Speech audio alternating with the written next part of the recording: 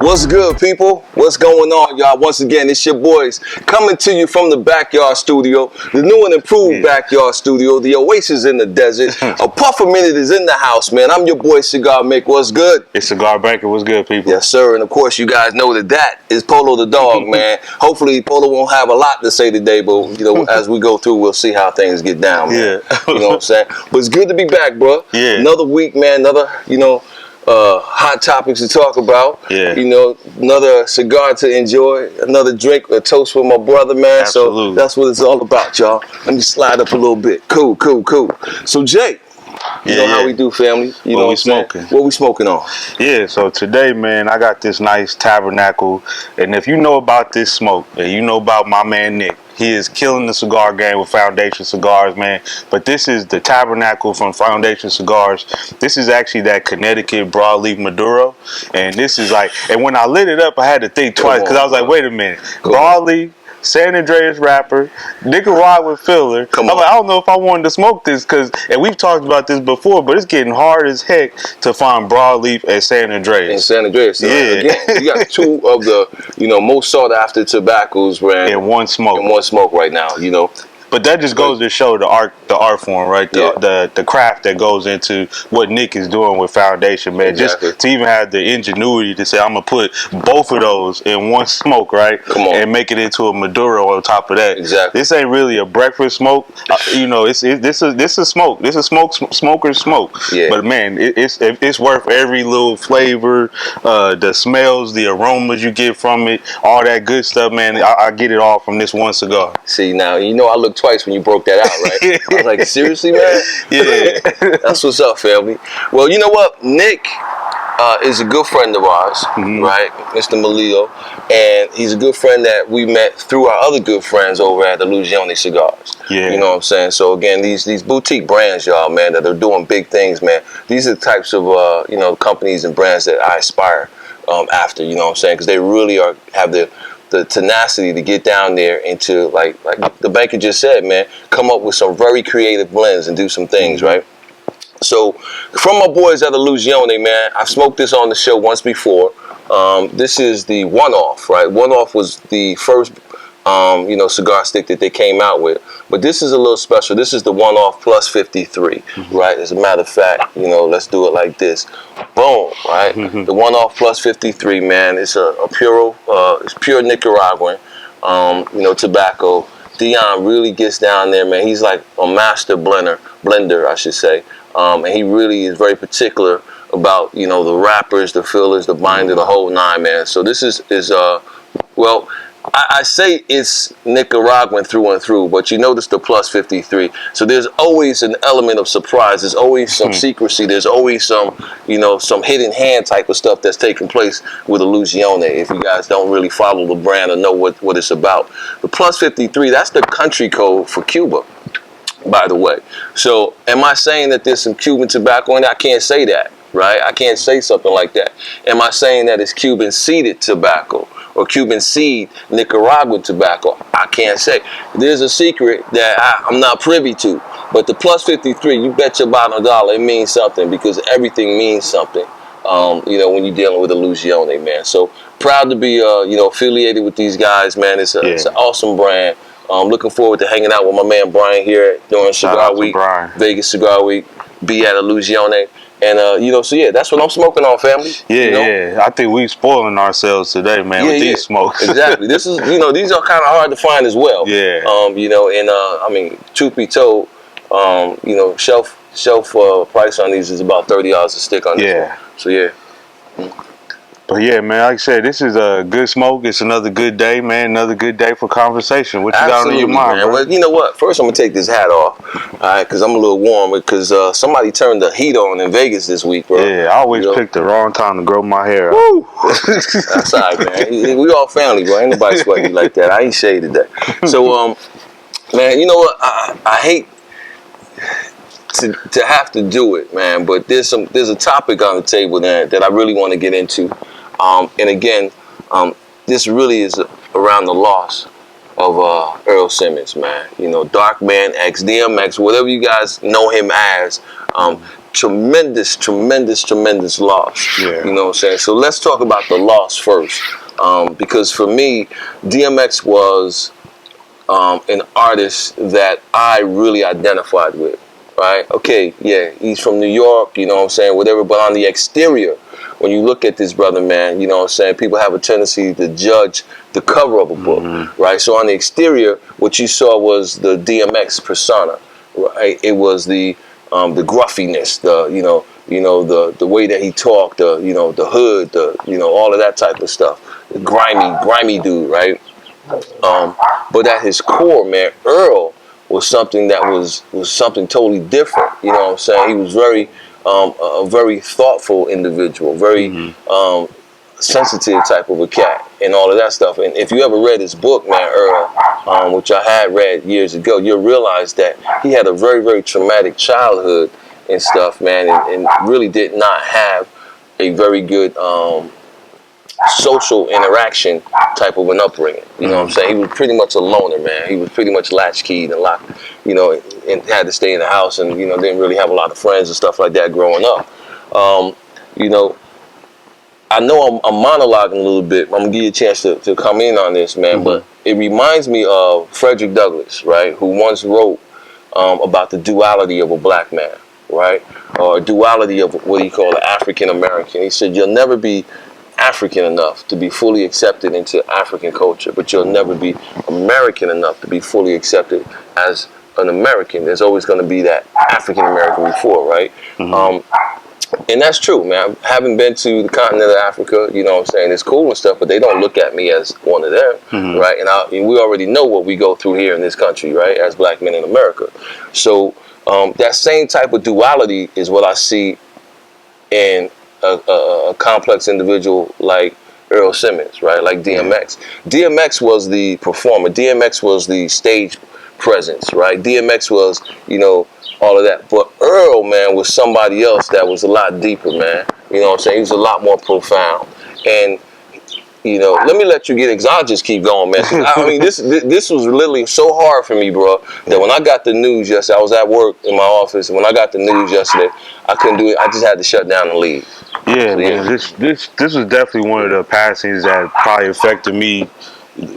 Most of the most recent passings that we've had to deal with our famous people and people that we grew up with, seeing most of our lives. Yeah. I was young when I was listening to DMX. Probably shouldn't have been buying the CDs, but I had them anyway when I was in middle school and high school and all that, man. And he came with that song with Cisco, man, "What y'all really want?"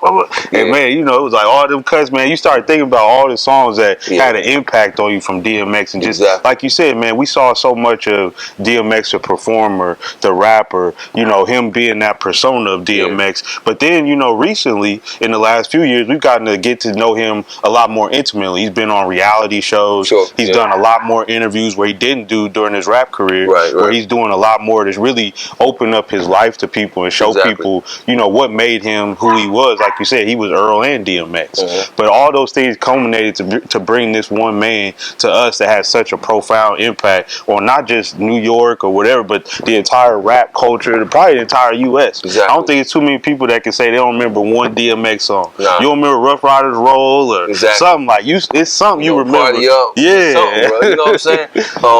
It's crazy. So the first time I ever listened to DMX, man, I was overseas, man. I was consulting over in Germany. I met this cat who had just got out the army while over there in Germany, who came and was working, for the same company that I was consulting for.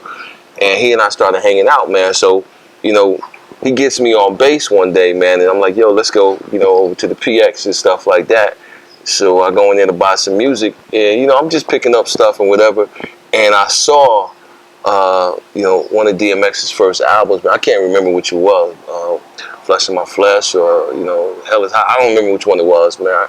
But I just remember that my man was telling me, like, bro, you ain't up on DMX. Yeah. He was a New Yorker too. He was like a cat from Brooklyn, man, and he kind of talked like that a little bit. Bro, you ain't up on DMX, bro?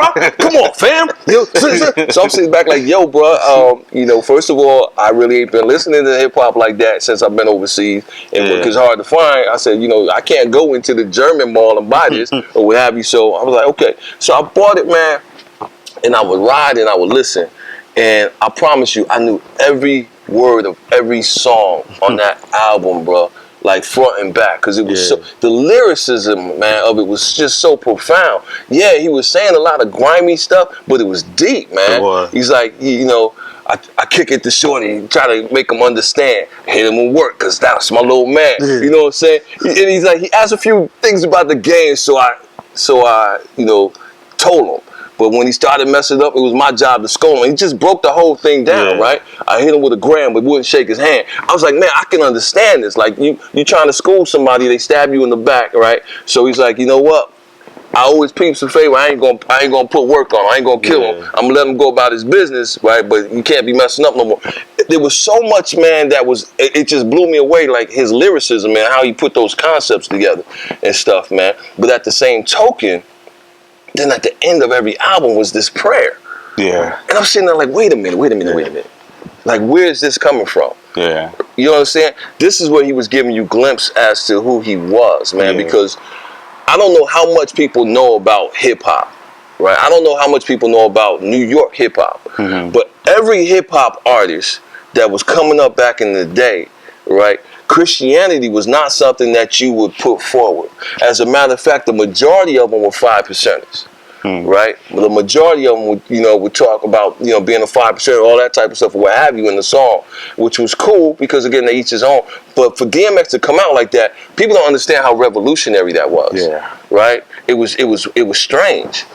He was also, in my opinion, the only artist in hip hop, R&B, rock and roll, whatever genre you choose, country, he was the only one who was honest and transparent about the struggles and about the sacrifices that you make by you know, being in that industry. He likened it to selling his soul to the devil. That's what that whole song Damien was about. Yeah. You know what I'm saying? Like, yeah, I know I sold my soul to the devil and this is gonna kill me in the end. Yeah. Right? But I'm telling you, he was the only person who was honest about that, and you saw his struggles, his very real struggles throughout the years, right? With the drugs, with the alcohol, with incarceration, the whole nine, bro. Man, y'all have got me on the topic. I can go for days on, fam. So I mean, come on. But he was in a place in his life early in his career that now we see a lot of rappers getting to, right? Like Jay-Z, now he's so much more introspective than he was early on in his career. Everything was about the dope game, making money, all that stuff. He wasn't really reflecting on how it affected him, how it affected the people around him. But DMX always talked about that. 100. Always. And he was always such an introspective, spiritual dude. Like,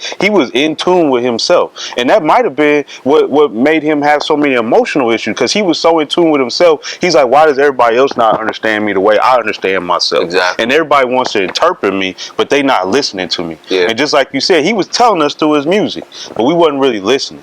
And like I said, it wasn't until just recently when you got to hear him just speak, and it wasn't over a beat, that it was like, okay, this is a real dude. This is just a real dude talking to us right now. Yeah, you know what's amazing about those interviews and stuff? If you ever watch them, you don't see him ever have to pause and think before answering. The brother was so quick with it, man. Yeah. You know what I'm saying? He's like, you know, you got to trust people, right? You got to trust people, but you got to trust yourself to be able to see people. Yeah. You know what I'm saying? He's like, what does that mean? Yeah. You know, so then he breaks it down. It's like, well, it takes too much energy to go around and not be trusting folks, right? So trust everybody, but you have to trust yourself that you see who they are, right? So whether or not, you know, whether they trustworthy or not trustworthy, you got to trust yourself more than you trust everybody else. I'm sitting there like, this dude, but the way he would just throw out things, man, the concepts is like, everything he said was profound, bro, but he wasn't even trying to be deep like that. But it's just a brother that's in tune with what's going on, going on with him, who he is as an individual. When you get in tune with yourself, you know this, bro. You get in tune with yourself, bro, the world just opens up to you. And you get to see things a lot more clearly when you understand yourself. When you can't even understand yourself, how can you understand someone else? Right. We know when they always say put yourself in someone's shoes. How can you really do that if you don't even know yourself? Exactly. Like that was what I always got from DMX, man. This brother, he saw everybody for who they were. He tried. You know what I'm saying? Like, yeah, he saw everybody for who they were. You know what I'm saying? He tried to fight those demons as best he could, man. Thus the move from New York to Arizona for so many years until, you know, the devil found him in Arizona, bro. You know what I'm saying? In the desert. So at the end of the day, man, you know, shouts out to DMX. Shouts out to his family. He will be missed, bro. Like for real. Like I really identify with that dude, bro. He is, my all-time favorite. Out of everybody in the game, and that's saying a lot, fam. So, and I'm not just saying that because he's passed. Anybody who knows me knows I've been saying that for years. You know what I'm saying? The DMX has been my all-time favorite. But let's get a little deeper on this thing now, right? So, circumstances of his death, all right? It's been widely reported that there was another drug overdose, which led to a heart attack, which led to not recovering from the heart attack, okay? There's also reports out there right now from family members that said that he went and got his vaccine shot.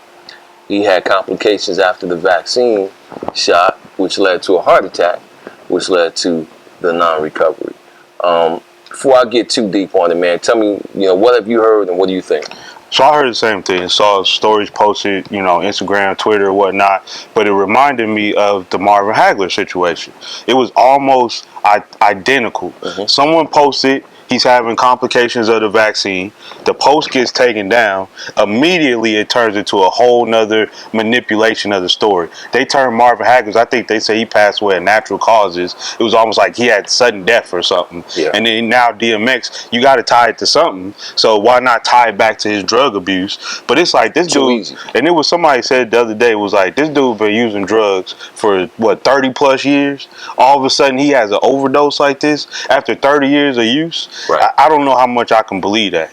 But at the same time, like I said, it's just funny how all of a sudden the story came out and then it gets taken down. And it just goes back to that whole storyline that people don't want us to know the truth about what's really going on with these vaccinations, which I'm tired of calling it a vaccination, to be honest with you. It's not a vaccination. It's gene therapy. Exactly. It manipulates your genes to give you a booster so that you can have a higher chance of being okay if you catch the virus. Exactly. And so I don't know why they call it a vaccine, but anyway, that's how I feel about it. It's not a vaccine, but again, so like if you go to snoops.com, right, and you ask that question, right, did DMX die from complications of the COVID-19 vaccine, they'll go through this whole thing of discreditation to the report that was done.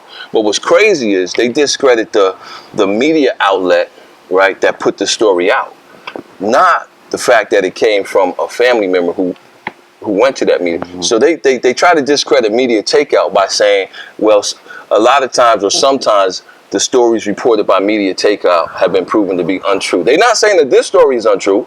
Come on, people, read between the lines. You got to read with a third eye. You got to listen with a third ear. They're not saying that this story is untrue. They're saying media outtake or media takeout, okay, there have been times when their stories have been proven to be untrue. They also don't try to discredit the family member who reported it originally. Right. Okay? What incentive would a family member have to come out and say, you know what, he went and got the vaccine? Okay, now here, the next question is, he went and got the vaccine shot. Why would DMX go get a vaccine shot? Well, the family member said because he wants to travel, right, to be able to go around and do his shows and so on and so forth. 90% of the people that I talk to about this vaccine all say the same thing. They want to be able to travel. Right. Because that's the way it's been positioned, right, to people in America, that as if you don't get this vaccine, you're not going to be able to travel. So what do we do here, all right? During the whole 2020 piece, right, your freedom was taken away from you. Stay at home, quarantine, stay at home. Took your freedom away, right? But guess what? People were still traveling. Yeah. Right? They were still traveling. Matter of fact, it's been proven that the filtration system on the airplane makes it nearly impossible to transmit COVID-19 while in flight. Okay, number one. Okay, so, but now they're saying, okay, we're going to give you a piece of your freedom back if you go get this vaccine. Right. Freedom that was really never taken away, the travel in peace. It was really never taken away. Okay, so now you got people who went through all of 2020 without getting COVID-19. Right, because their body immune system was strong enough to battle it because it was out here and what have you. Now what are they doing? They're going and injecting COVID-19, they're injecting the gene therapy, as you said, all right, a version of that into their bodies, right? You also have people who had COVID-19 who got over it, which again is saying to me that, cool, man, good job, body. You feel me? Your immune system kicked into place and it fought that, that foreign entity that was trying to take root in your body, and you got rid of it. Yeah. So again, that's what you want. So now you want to go out there and you want to inject something in your body, right, that you probably don't really need, but we don't know, the science isn't in on yet, right? Everybody who goes out and get this vaccine right now, I know y'all gonna get mad at me, but I'm gonna tell you the truth. You're a science experiment, right? You're helping science. That's all it is right now. You're a science experiment. Nobody knows the full outcome of this thing, all right? So now there's no incentive for the family member to come out there and say that. The reasoning that they gave was a very viable reason that makes sense, especially for somebody in the entertainment industry like DMX. Well, if he believes that he needed to get that so that he could travel, then of course he would go and get it. Yeah. So why aren't they trying to discredit that? In 2020, nobody died of a heart attack. Nobody died from heart disease. Nobody died from, cancer. Nobody died from anything except COVID-19 in 2020. If you listen to the media, every freaking death was COVID-19. Yep. But guess what? Now that the vaccines are out, no deaths are attributed to the COVID-19 vaccine. All right? Can you not see that the media is playing a game right now? That there's something else afoot? It's propaganda, people. Well, we talked about it last week. It's propaganda. We talked about it, man. Remember we was talking about the reason they stopped saying coronavirus and started saying COVID-19. Exactly. They got paid money to stop saying coronavirus and say COVID-19. And you know why? Because coronavirus had already been patented by Bill Gates. Exactly. It was like, so stop saying something that makes him money and say COVID-19, because that's what we want everybody to call it. But COVID-19, that means there was 1, 2, 3, 4, 5, 6, 7 before 19. Exactly. Exactly. Man, it's a bad case of the flu, bro. I'm gonna be honest with you. H1N1, swine flu, all of these things have been leading up, to this. But this is another version of it because, again, it mutates over time. It mutates.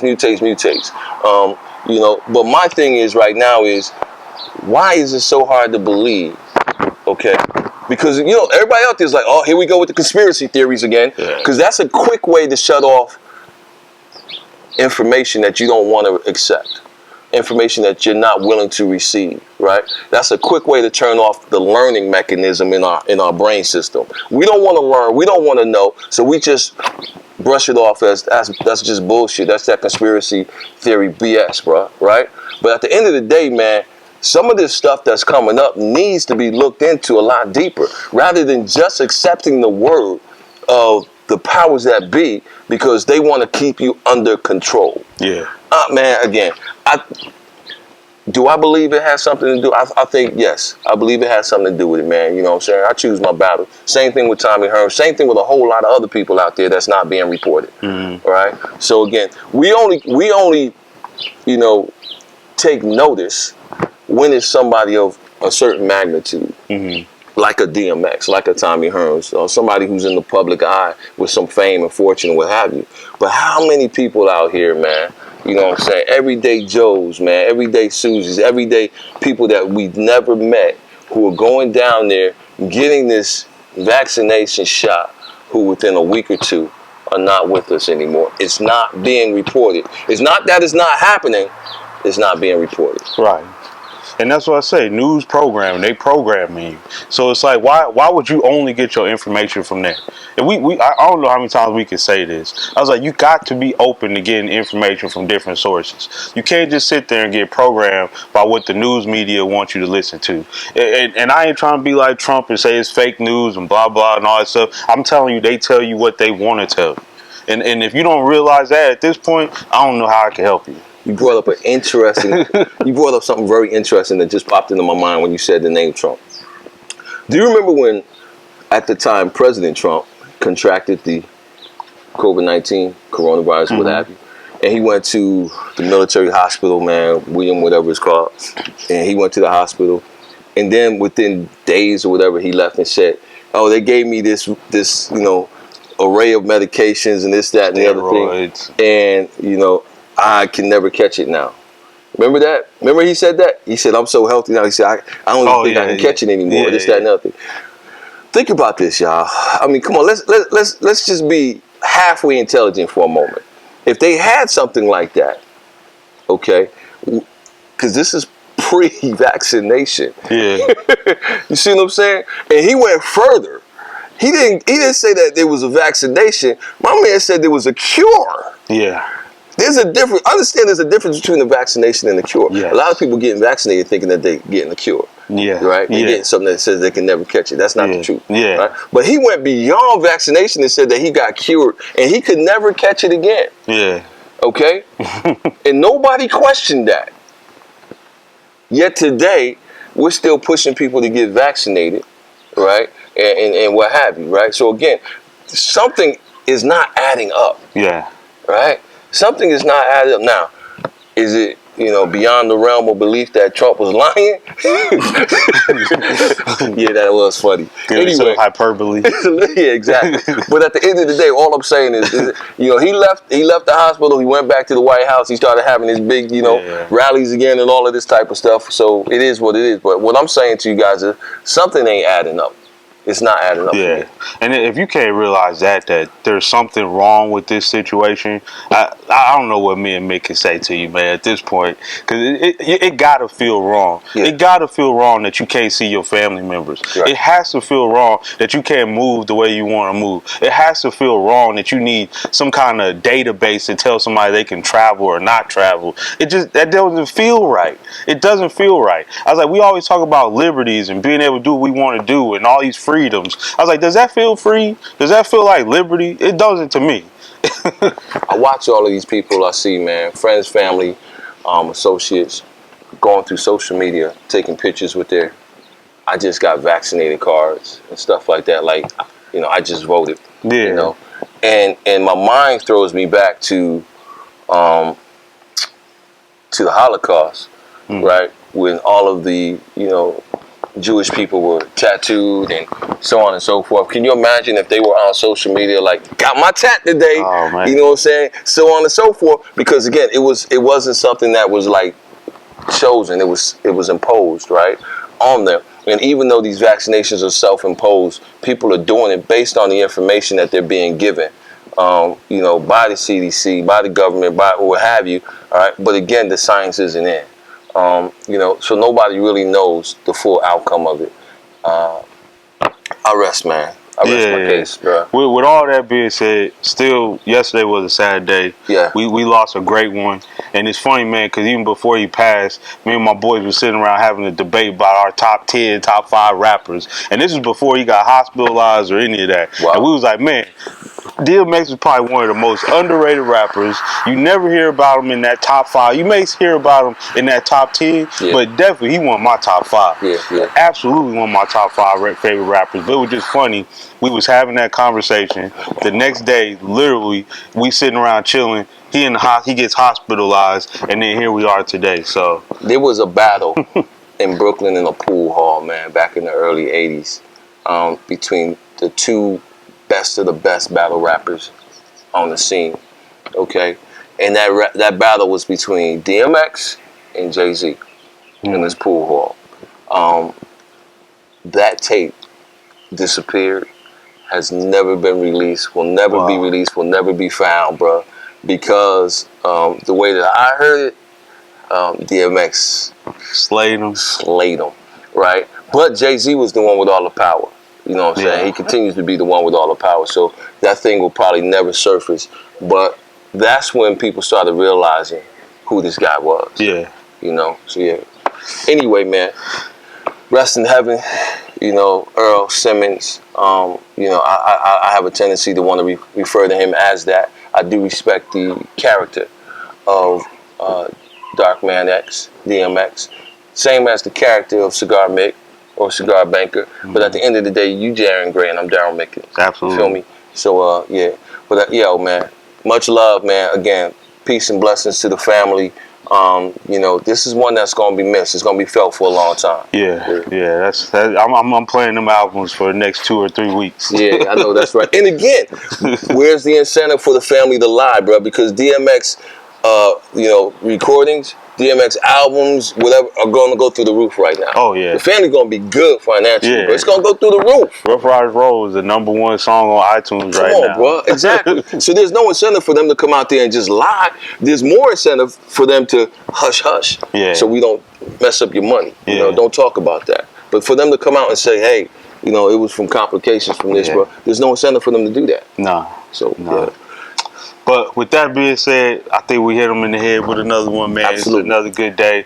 To see what happens, man, we like these smokes. We get a little adult beverage, man. We have our conversation. This is what goes on with Cigars and Conversation. Absolutely. If you haven't caught on yet, you need to catch on, man. Cigars and Conversation, Cigar Mick, Cigar Banker, we doing our thing. I'm going to shout us out. Come on, for bro. once, man. I appreciate it. There you go. There you go. But we're going to keep shouting y'all out, man, because we appreciate the love. We appreciate the support. Keep doing what you're doing on Instagram. Keep liking, commenting, sharing, all that good stuff. I know Mick got some stuff we need to run down as well before we get out of here. But make sure to take that love over to YouTube. Make sure to like, comment, share, subscribe. Click the bell notification so you get the notification every time we post up something new, man. Stay in touch with us. Absolutely, absolutely, man. And go to the website, y'all. All right, because we got the fly new Puff a Minute hats is on there, man. The fly new t-shirts is going to be on there. We're going to have all that stuff updated this week, man, so you'll be able to place your orders to get that swag.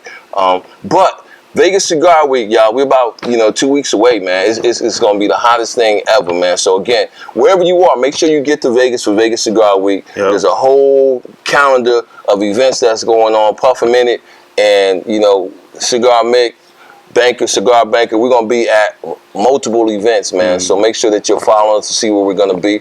But on Saturday the 24th, man, this thing just came to development this week. You got to be in the building, all right, for a mansion party that's going to take place at Mansion 54, y'all. Follow Puff a Minute. We're going to start posting that up real soon, y'all. But I'm telling you, we're going to have 3 live acts entertainment. One of them Grammy Award winning.